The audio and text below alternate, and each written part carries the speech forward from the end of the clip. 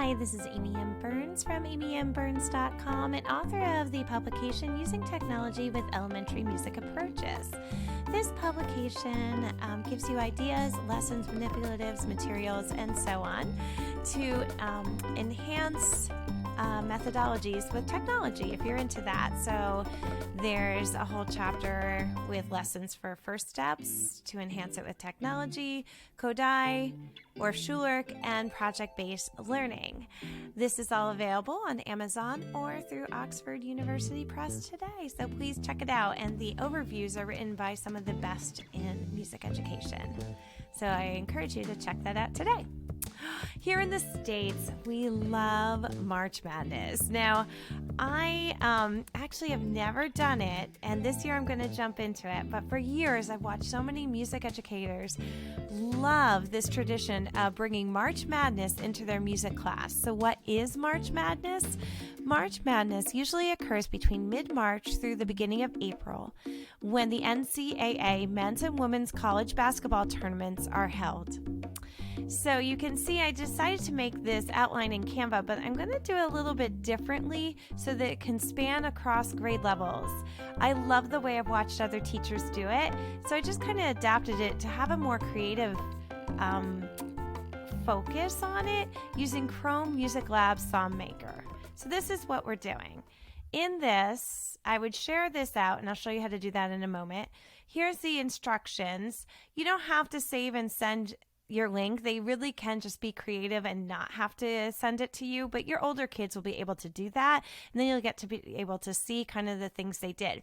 I just said drum line to the melody because that was easier. Some of my melody lines are a bit creative themselves, and I've adapted them just to kind of get I adapted them for a couple of reasons, but mostly I adapted them so that the students could either fix them, or I adapted them so that the students could create something brand new with them. So if you use this, know that some of those melody lines are adapted. So these two, you can change them to how you want to do it. Drumline's the easiest thing to add. So for my younger elementary, that's a nice thing to do. But you could say add a counter melody, change the melody around, however you want to do it. Something to tap into their creativity. Then at the end of class, they will vote on the song and then continue each week until you get to the final. So let me show you what I mean by this. Here I created this in Canva. Immediately when I started to create all these boxes, Canva turned this into an interactive whiteboard. Now you don't need a whiteboard to do that. If you share this out and they have Chromebooks or they have iPads, it's going to make everything interactive. So all the Chrome Music Lab SongMaker links are active. This is great. Now it's not active yet because I haven't shared it out or put it in present mode, but I will in a moment. So what I'm doing here is I would bring in multiple classes from my elementary grades, and I would assign probably the themes to one of the grades. So for example, 5th grade is studying spirituals.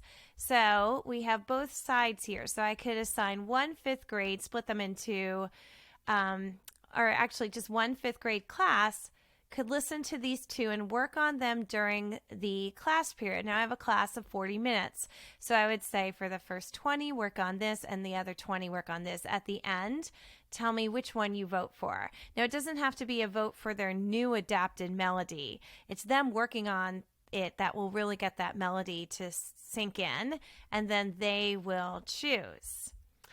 And it might be the one that they preferred working on, or their melody that came out for them. Who knows? So this creative aspect means that they get to kind of do something to that melody, and then they vote. Whichever the most popular vote is comes to the next round and goes up against pop songs. Then the next class, they work on those two and vote again, and then that comes here.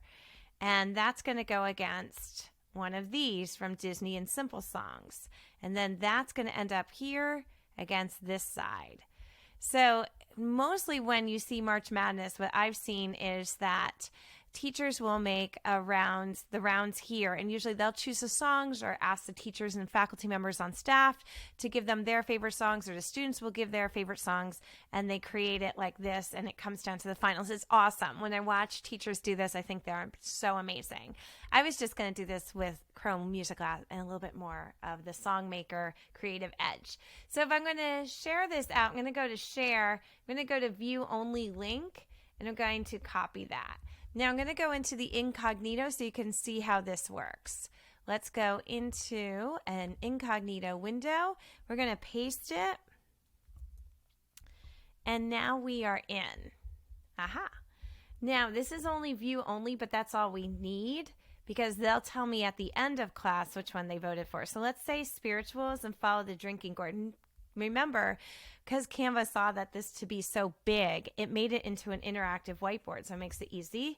That opens a new tab, whether they're on Chromebooks or they're on iPads. They can hear it.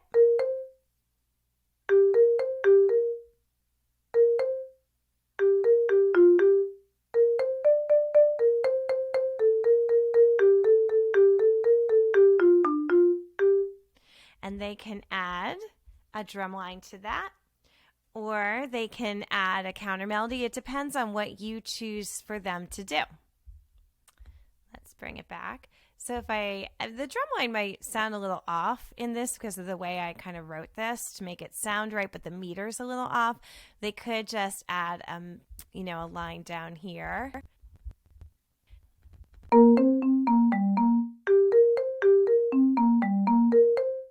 And they could continue on that. If they want to share it with me, they click save and copy the link and send it back to me.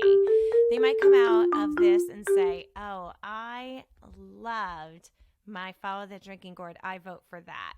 But it's a great way for them to create, and there's so much inside of here. I went from Disney to simple songs to pop songs to spirituals.